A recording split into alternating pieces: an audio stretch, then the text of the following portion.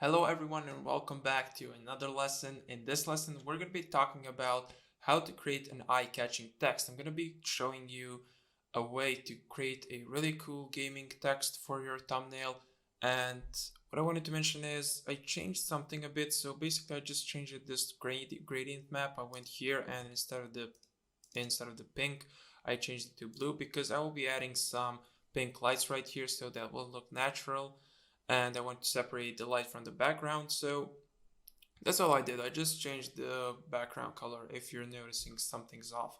So what I want to do right now is keep creating my text right underneath this bracket right here, this box, whatever you call it. So what I want to do is click on this text right here, and it depends which font you use. This Burbank Big Regular, I'm going to give you this free because this is a free font. This is a really popular font nowadays in gaming industry. So I would advise you to use this because it's really good looking. But if you want to go with something else, sure, be my guest. That's all your personal preference.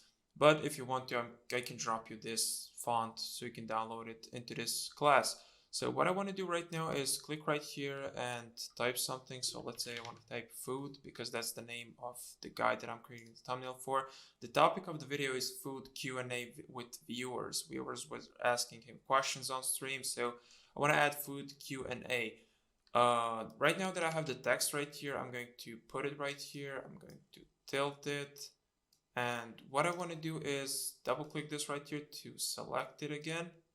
And I want to increase the size of the text quite a bit because I want it to be in the focus. I want to double click it again and change its color to some pink stuff. What do you think? Yep, let's do this pink right here. Right now we want to edit our text and edit some effects. So the way we're going to do that is by right-clicking our food text and going to blending options. Right now I want to add something. So here's a really cool way to edit your text.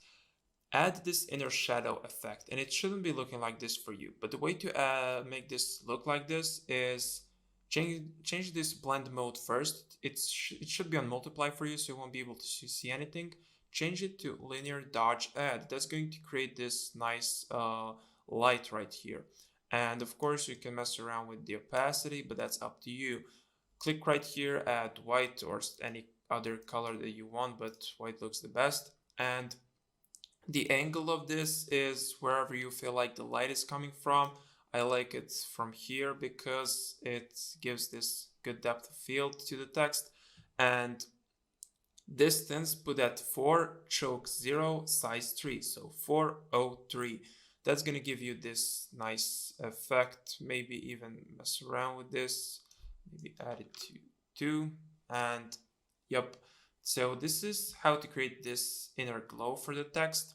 And right now I'm going to show you how to make it look even better with some drop shadow and creating this effect. If you go right here to drop shadow, blend mode should be to multiply 2, and you should change that to normal. So click on the color, so select our color that we have, and just go with anything darker that you feel that fits for this specific thing right here.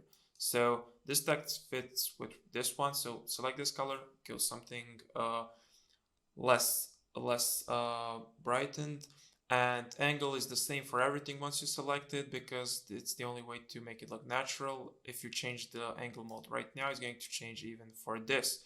So just don't touch the angle after you selected the angle that you want. So for the distance, go with 12. Of course, you can test this out, but these are the settings that I found really good looking. Spread should be 200 because it's the most stretched out one. And size, you can keep it at 1 or 0, whatever fits for you. 1 seems totally fine. And right now, what you can do is click OK. See, our text looks pretty good now, but I want to add a final touch. So select our text right here and click Ctrl and G. That's how you group something. And double click on it, change the name to food text. So we know what's this. Let's select this, Ctrl G, subject or character. select this, click on this, hold shift and select the last thing to select everything in between, Control G, and type right here background, and we have everything organized for now. So what I want to do is take this food text, and as we grouped it, go again to blending options, and now we're adding a drop shadow to our what's it called, our whole group, and not only the text. So what I want to do is, as I dropped shadow, is go to select color, select this, and go even darker, but avoid going too dark. Something like this is good. So what I want to do right now is increase the size and create it like this. Drop the distance down to 8. Let's see, this size could be 21. And this is how I like my text to look. Maybe even just distance at about 7, 8. Yes, I'm gonna keep it at 8 actually. So this is a cool way to create our text, and this is a really eye-catching effect, really popular style when it comes to the effects. So what I want to do right now is add the Q&A. And now, as you know, as a designer, you need to be saving up your time. You can be wasting a lot of time on same things. So what you can do is hold Alt and drag this thing upwards, and that's how you're going to duplicate it. What I want to do now is click Control and T, drop it down, and click OK, drop this down.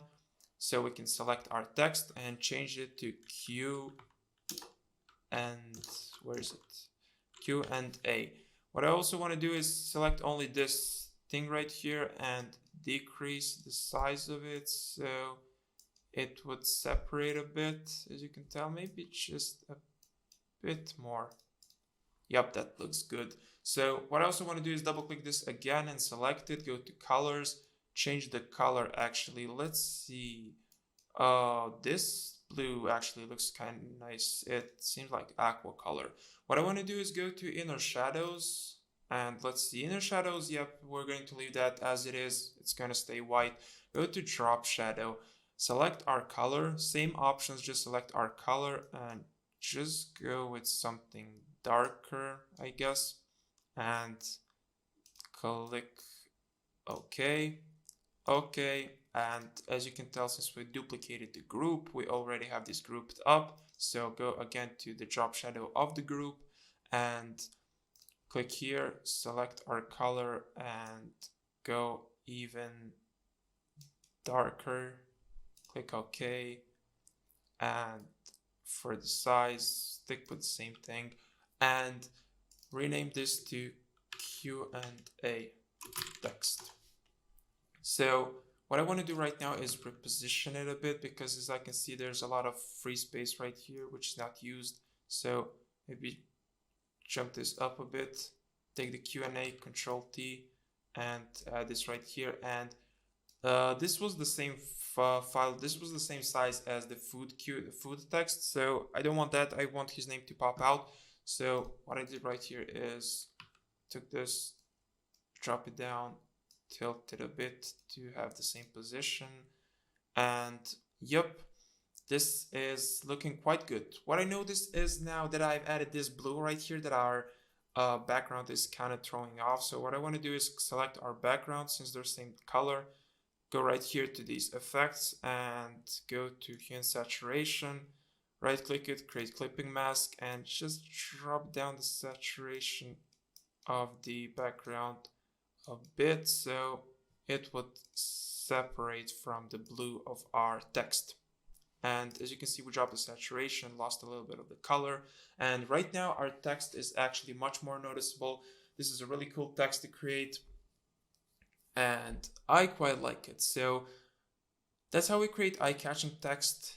This will be it for this lesson. Come to the next lesson where we will be teaching how to add some really cool lights and some background stuff and assets. So thank you for having me here, and I'm out.